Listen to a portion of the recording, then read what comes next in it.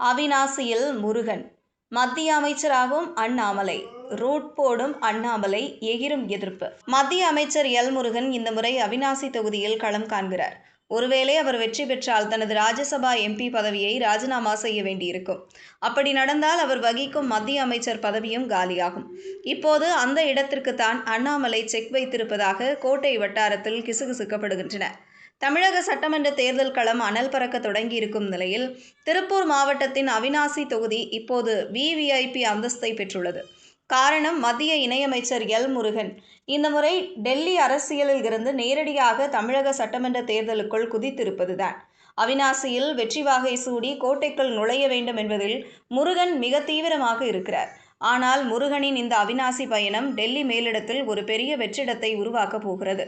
ஒருவேளை முருகன் அவிநாசியில் வெற்றி பெற்று எம்எல்ஏவாக பதவியேற்றால் அவர் தனது ராஜ்யசபா எம்பி பதவியை முறைப்படி ராஜினாமா செய்ய வேண்டும்.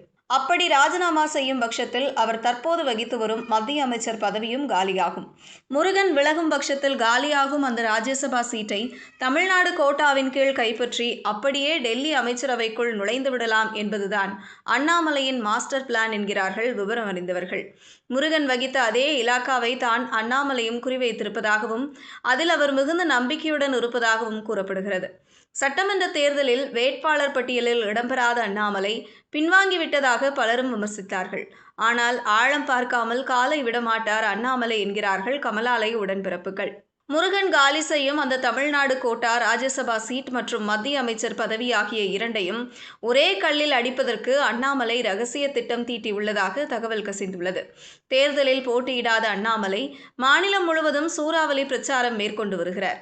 முருகன் அவிநாசியில் ஜெயிக்கட்டும், நான் டெல்லிக்கு செல்கிறேன் என்பதுதான் அண்ணாமலையின் கணக்காக இருக்கிறதா? மத்திய அமைச்சர் பதவிக்கான ரேஸில் தனது பெயரை கொண்டு செல்ல அண்ணாமலை மிகுந்த நம்பிக்கையுடன் இருப்பதாக கூறப்படுகிறது. இந்த திடீர் திருப்பம் குறித்து அண்ணாமலை தனது நெருங்கிய நட்பு வட்டாரத்திலும் தீவிர ஆதரவாளர்களிடமும் சூசகமாக பகிர்ந்து கொண்டதாக தெரிகிறது. இதனால் உற்சாகமடைந்த அவரது ஆதரவாளர்கள், எங்க அண்ணா ஒரு முடிவு எடுத்துட்டாருன்னா அதை கண்டிப்பா நடத்தி காட்டுவார், டெல்லியில் அண்ணாமலையின் குரல் ஒலிக்கும் காலம் வெகு தூரத்தில் இல்லை என இப்போதே சமூக வலைதளங்களில் ஆரூடம் சொல்ல தொடங்கிவிட்டனர். நம்ம அண்ணா ஒன்று நினைச்சிட்டா அதை கண்டிப்பா முடிச்சு காட்டுவார் என அவரது தம்பிகள் இப்போதே தேர்தல் முடிவுகளை நோக்கி தவமிருக்க தொடங்கிவிட்டனர். அண்ணாமலையின் இந்த டெல்லி கனவு பலிக்குமா அல்லது தேர்தல் முடிவுகள் வேறு ஏதும் அதிர்ச்சியை தருமா?